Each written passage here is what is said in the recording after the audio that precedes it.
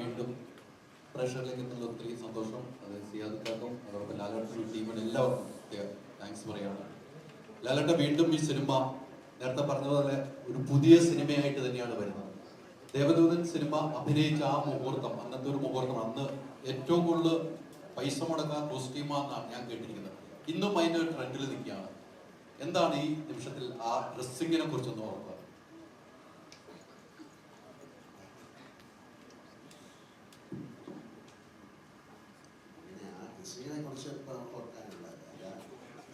വേണ്ട രീതിയിൽ ആ ഡ്രസ്സുകൾ ഉണ്ടാക്കി എന്നുള്ളതാണ്. ഇതങ്ങനെ സംഭവിക്കാറില്ല. ശരിക്കും ഒരു കളർ പാലറ്റ് ഉണ്ടാക്കിയല്ലേ, ഒരു കളർ സ്കീം ഉണ്ടാക്കി അങ്ങനെ ആ സിനിമ നമ്മൾ കാണാൻ യോഗ്യത രീതിയിലുള്ള ഡ്രസ്സുകളിലാണ് അതിൻ്റെ കളറൊക്കെ ഉണ്ടാക്കി കൊടുക്കുന്നത്. സാധാരണ പല സിനിമകളിലും അങ്ങനെ സംഭവിക്കാറില്ല. ഇതിനു മുമ്പ് ഒരു കളർ ഒരു സ്കീമൊക്കെ ഉണ്ടാക്കി അത്തരത്തിലുള്ള ഡ്രസ്സുകളാക്കി. അതുകൊണ്ട് തന്നെ ആ സിനിമ ഇപ്പോൾ കാണുമ്പോഴും നമുക്ക് അറിഞ്ഞോ അറിയാതെയോ വളരെ സന്തോഷം. തീർച്ചയായിട്ടും അന്ന് അത്തരത്തിൽ ഒരു എഫേർട്ട് എടുത്ത എല്ലാവരെയും ഈ അവസരത്തിൽ താങ്ക്സ് പറയാം. കാര്യം ഇത് രണ്ടാമത് 24 വർഷം കഴിഞ്ഞ് വരാൻ പോകുന്നതൊന്നും അന്ന് ധാരണയില്ല. അപ്പൊ കാണാൻ നന്നായിരിക്കും ചെയ്തത് എപ്പോഴും കാണാൻ നന്നായിരിക്കും. ഇതൊരു ഭാഗ്യമായിട്ട് ഇനി ലാലേട്ടൻ ഇത്ര ദിവസം ഇപ്പൊ ദേവദൂതൻ സ്ഫടികം നേരത്തെ വന്നു, ഇപ്പൊ ദേവദൂതൻ വരുന്നു. ഇനി ലാലേട്ടന് മനസ്സിൽ നേരത്തെ റിലീസ് ചെയ്ത സിനിമയിൽ ഏതാണ് വരണമെന്ന് മനസ്സിലുള്ളത്? എന്റെ മനസ്സിൽ തോന്നിയിട്ട് കാര്യമില്ല, അങ്ങനെയൊന്നുമില്ല. ഇപ്പൊ എല്ലാ സിനിമ എല്ലാ തരത്തിലും കാണാനുള്ള സാഹചര്യം ഉണ്ടല്ലോ. അത്തരത്തിൽ സിനിമകളിൽ അതിനൊരു ട്രെൻഡ് ഉണ്ടായ അത്തരത്തിൽ സിനിമകൾ വരട്ടെ. അതിന് ഒരു പർട്ടിക്കുലർ സിനിമ എനിക്ക് എടുത്ത് പറയാം. ലാലേട്ടൻ ഈ സിനിമയിൽ ഏറ്റവും ഐക്കോണിക് ആയ ഡയലോഗാണ് അയാൾ സംഗീതത്തിന്റെ രാജാവാണ്. അപ്പൊ അത് പറയുമ്പോൾ ലാലേട്ടൻ കണ്ണുകളിൽ ഒരു ആർദ്രതയുണ്ട്, ഒരു ജീവസാക്ഷാത്കാരം ലഭിച്ച സംഗീതജ്ഞന്റെ പൂർണ്ണതയുണ്ട്. ഞങ്ങൾ അതിനെ കാണുമ്പോൾ ഞങ്ങൾക്ക് തോന്നുന്നത്, ഞങ്ങൾക്ക് ഡയലോഗ് കേൾക്കുമ്പോൾ ഓർമ്മ വരുന്നത് വിദ്യാസാഗർജിയാണ്. പക്ഷെ ഇതിനെപ്പറ്റി വിദ്യാസാഗറിനോട് ചോദിക്കുമ്പോൾ അദ്ദേഹം പറയുന്നത് അദ്ദേഹം ആ വരികൾ കേൾക്കുമ്പോൾ ഓർക്കുന്നത് ദൈവത്തെയാണ്. ലാലേട്ടൻ ഡയലോഗ് പറയുമ്പോൾ മനസ്സിൽ വന്നതാണ്. ഞാനിപ്പോ ചോദിച്ചാൽ പറയാൻ പറ്റില്ല. ആ ഒരു നിമിഷമല്ലേ, അതിപ്പോ തീർച്ചയായിട്ടും ഓൾമൈറ്റി തന്നെ ദൈവത്തിന്റെ മുകളിലുള്ള ഒരാളാണ്. അതാരാണെന്നറിയാം. ഈ സിനിമ 24 വർഷത്തിന് ശേഷം ഒരു ജനറേഷൻ വീണ്ടും കാണാൻ പോകുന്നു. ഒരു ജനറേഷൻ കൈയടിക്കാൻ മറന്നുപോയെടുത്ത് വീണ്ടും കൈയടിക്കാൻ വേണ്ടി ഒരു കൂട്ടം ഉണ്ടാവുന്നു. അത് ഒരു വല്ലാത്ത അപൂർവതയാണെന്നോ അല്ലെങ്കിൽ അന്ന് മാത്രം സംഭവിക്കാത്തത് പിന്നെ ഒരു ജനറേഷൻ മൊത്തം കാണാൻ പോകുന്നു. ഈ പുതിയ ജനറേഷനോട് ദേവദൂതനെ പറ്റിയിട്ട് ഒരു ഇൻട്രോ ലാലേട്ടൻ എന്താ പറയുക? അങ്ങനല്ല, അവരുടെയൊക്കെ ഒരുപാട് പേരുടെ റിക്വസ്റ്റ് ഇതിന് പുറകിലുണ്ടായിരുന്നു എന്നാണല്ലോ. അപ്പം ഇത്തരം സിനിമകൾ കാണാനൊരു താല്പര്യം അവർ പ്രകടിപ്പിച്ചു. അതുകൊണ്ടാണ് സിനിമ ഉണ്ടായത്. പിന്നെ ഇതൊരു ഭാഗ്യമാണ്. ഞാൻ നേരത്തെ പറഞ്ഞ പോലെ ഇതിൻ്റെ പ്രിന്റ് ഉണ്ടാകുക, ഇത് മാസ്റ്റർ ചെയ്യാൻ പറ്റുക, വീണ്ടും അതിൻ്റെ സൗണ്ട് ട്രാക്ക് ഉണ്ടാകുക, ഇത്തരം സിനിമകളിലില്ല. അതുകൊണ്ടാണ് ഞങ്ങൾ പറഞ്ഞത് ഇതൊരു ഭാഗ്യമാണ്. ആ ഭാഗ്യം ഈ സിനിമയ്ക്ക് ഉണ്ടാകട്ടെ എന്ന് പ്രാർത്ഥിക്കുന്നു. വീണ്ടും ഇത് സിനിമ തിയേറ്ററിലേക്ക് പോവുകയും ഞാൻ ഈ സിനിമ വീണ്ടും കുറ്റം പറയാൻ തുടങ്ങി കഴിഞ്ഞാൽ നമുക്കൊന്നും പറയാൻ പറ്റില്ല. ഈ സിനിമ വീണ്ടും കാണുക. നിങ്ങൾ കണ്ടിട്ട് ഒരു 24 വർഷം മുമ്പ് നിങ്ങളൊരു സിനിമ എടുത്തിരുന്നു. അങ്ങനെ അന്നേ മലയാള സിനിമ എൻറ്റിറ്റി വഴി ചെറിയൊരു സ്ഥലത്ത് നിന്നാണ് മലയാള സിനിമ ഉണ്ടാകുന്നത്. പക്ഷെ അതൊക്കെ ആ 24 വർഷം മുമ്പും നമ്മൾ ഇത് ക്രാഫ്റ്റിൽ ശ്രദ്ധിച്ചിരുന്നു എന്ന് ഒരു തലമുറയെ ഓർമ്മിപ്പിക്കുന്ന ഒരു സിനിമയായിട്ട് മാറട്ടെ എന്നാണ് ഞാൻ ആഗ്രഹിക്കുന്നത്. പറഞ്ഞല്ലോ, ലാലേട്ടനോട് പറയുകയാണ് ഈ സിനിമ വീണ്ടും നമ്മൾ റിലീസ് ചെയ്യാൻ ഒരുങ്ങുകയാണെന്ന് പറഞ്ഞപ്പോൾ ലാലേട്ടൻ ഇവരുമായിട്ട് സംസാരിച്ചപ്പോൾ എന്തായിരുന്നു ലാലേട്ടൻ പറഞ്ഞത്? ഇങ്ങനെ വീണ്ടും ഈ സിനിമ റിലീസിന് ഒരുങ്ങുന്നു, ഇവർ രണ്ടുപേരും ഒന്ന് കാണുക. വളരെ സന്തോഷം തോന്നി. കാര്യം അതൊരു വലിയ കാര്യമാണ്. കാര്യം അന്ന് ആ സിനിമ ഇപ്പൊ പറഞ്ഞവർ സംസാരിച്ചത് മനസ്സിലാക്കാമല്ലോ. നമ്മൾ വളരെയധികം ആ സിനിമയ്ക്ക് വേണ്ടി പ്രയാസപ്പെട്ട് എടുത്ത ഒരു സിനിമ അതന്ന് സക്സസ് ആയില്ല. അപ്പം അതിനെ ഒരിക്കൽ കൂടെ ആൾക്കാരിലേക്ക് എത്തിക്കാൻ ശ്രമിച്ചു എന്ന് പറയുന്ന വലിയ കാര്യമാണ്. ആ ഒരു എഫേർട്ടിന് തീർച്ചയായിട്ടും ദൈവത്തിൻ്റെ ഭാഗത്തു നിന്നൊരു പ്രതിഫലം ഇവർക്ക് കിട്ടും, അല്ലെങ്കിൽ ഞങ്ങൾക്ക് കിട്ടുമെന്ന് ആഗ്രഹിക്കും. വളരെ സന്തോഷം തോന്നിയ അതാണ് ഞാൻ നേരത്തെ പറഞ്ഞത്. ഇത് തോന്നിപ്പിക്കുകയാണല്ലോ അങ്ങനെ സിനിമ വീണ്ടും നിങ്ങൾക്ക് ചെയ്യാൻ.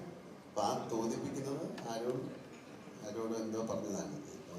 ആ പറഞ്ഞ കാര്യം നടക്കട്ടെ, അതൊരു നല്ല വാക്കായി മാറട്ടെ, നല്ലൊരു സെന്റൻസായി മാറട്ടെ.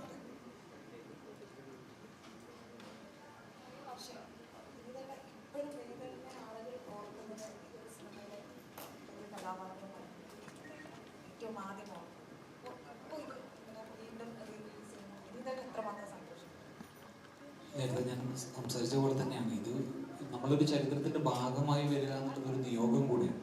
അപ്പോൾ ആ നിയോഗം എനിക്ക് ഞാൻ പറഞ്ഞില്ല, എന്നെ ഈ ക്യാരക്ടർ ചെയ്യാൻ വേണ്ടി സിബി സാർ വിളിക്കുന്ന സമയത്ത് എനിക്കറിയില്ലായിരുന്നു. രഞ്ജിത്തേട്ടൻ എന്നെ വിളിച്ചിട്ട് ഊട്ടിയിലേക്ക് വരണമെന്ന് പറയുമ്പോൾ എനിക്കറിയില്ലായിരുന്നു ഞാൻ എന്താ ചെയ്യാൻ പോകുന്നത്. തിയേറ്ററിലെത്തിയപ്പോഴാണ് എൻ്റെ ക്യാരക്ടർ എന്താണെന്നും അത് എത്രമാത്രം ബലപ്പെട്ടതാണെന്നും പിന്നീടാണ്, ഇപ്പോഴാണ് എനിക്ക് അതിൻ്റെ, നമ്മൾ പറയില്ലേ ചില കനികൾ നേരത്തെ പറഞ്ഞതുപോലെ ചില മുത്തുകൾ കാലം കൊണ്ട് നമുക്ക് തിരിച്ചറിയാൻ പറ്റുന്നില്ല. അങ്ങനെ കിട്ടിയൊരു മുത്താണ് അത്. വളരെ സന്തോഷമുണ്ട്. ഇപ്പൊ ഞാൻ എനിക്ക് കാണാൻ പോകുമ്പോൾ എൻ്റെ മക്കളും ഉണ്ടാവും എൻ്റെ കൂടെ തിയേറ്ററിൽ. അത് വളരെ സന്തോഷമുള്ള കാര്യമാണ്.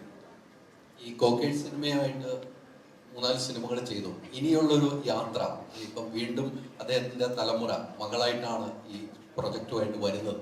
അപ്പൊ ഇനി ഇവരുമായിട്ട് ഒരു കൈകോർക്കാൻ ഒരു ഭാഗ്യമുണ്ടാകുമെന്ന് ഞങ്ങൾക്ക് പ്രതീക്ഷിക്കും. സിയാദുക്കായി ലാലേട്ടനൊക്കെ ഒരുമിച്ച്. ആ വാക്ക് തന്നെയാണ്, അതിന്റെ ഭാഗ്യം എനിക്ക് ഉണ്ടാകട്ടെ. സിബി സർ, ഈ സിനിമയുടെ ഒരു കഥ പറയുന്ന നേരത്ത് ഇത് വിശാൽ കൃഷ്ണമൂർത്തി പറയുന്ന ഒരു കഥയാണെങ്കിൽ വിശാൽ കൃഷ്ണമൂർത്തിയുടെ മാത്രം കഥയല്ല. ഇതിലെ പ്രണയം വിശാലിന്റെ അല്ല. വിശാൽ രണ്ട് പേർക്കിടയിലെ പ്രണയത്തിന്റെ പാലമായി മാറുന്നുണ്ടോ? അപ്പം അതിലേക്കൊരു അന്നും ലാലേട്ടൻ 2000-കളിലൊരു വലിയ അമാനുഷികനായ സൂപ്പർ സ്റ്റാർ ആയി നിലനിൽക്കുന്ന സമയത്ത് ഇതിലേക്ക് വരാനുള്ള താല്പര്യം പ്രകടിപ്പിക്കുക അല്ലെങ്കിൽ ഇതിന്റെ ഭാഗമാവുക, ആ ചോയ്സിനെ സിബി സാർ എങ്ങനെയാ മനസ്സിലാക്കുക?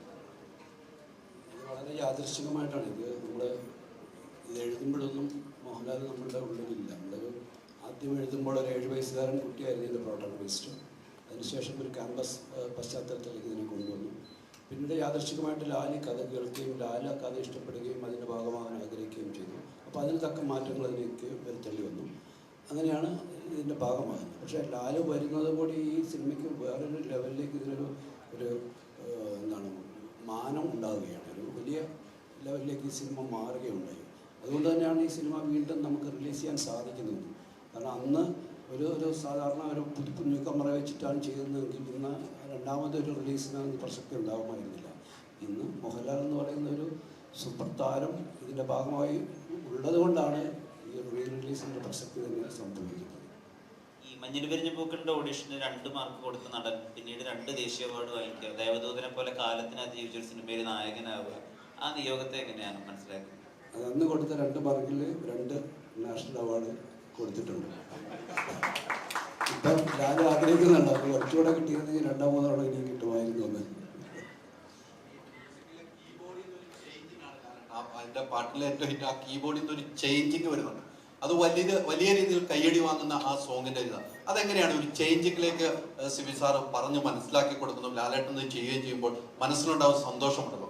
അതിപ്പോഴും അത് കാണുമ്പോൾ നമുക്ക് ആ കീബോർഡിൽ നിന്ന് പെട്ടെന്ന് ഒരു ചേഞ്ചിങ് ആണ് ആ പാട്ടിലേക്ക് പോകുന്നത്. അതെങ്ങനെയാണ് സിബി സാറ്? ഇതൊക്കെ സംഭവിക്കുകയാണ്. നമ്മൾ ഒരു എന്താണ് ലാലെപ്പോഴും പറയാനുള്ളൊരു വാക്കാണ്, നല്ല സിനിമകൾ എപ്പോഴും സംഭവിക്കുകയാണ്.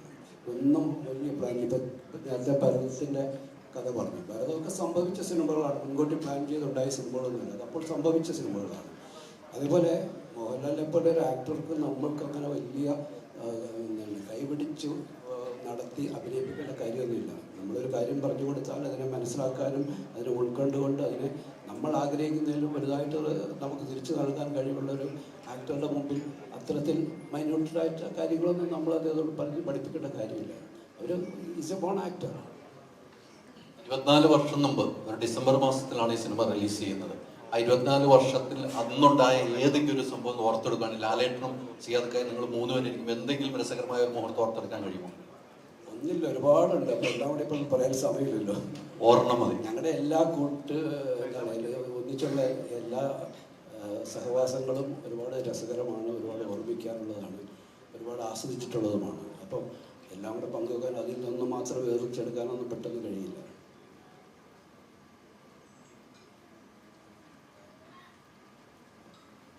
സിയാദുക്കാക്ക് എന്ത് പറയണമെന്നുണ്ടോ? തീർച്ചയായിട്ടും നമുക്ക് ഈ സിനിമയിലെ വലിയ ഒരു വക്താവാണ്. എന്ന് വെച്ച് കഴിഞ്ഞാൽ അതിൽ വരികൾ വിദ്യാസാറിൻ്റെ മ്യൂസിക്കിൽ വരികൾ കിട്ടിയ അദ്ദേഹമാണ്. അദ്ദേഹത്തിനും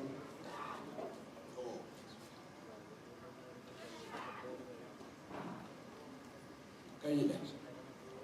so thank you so much. Thank you.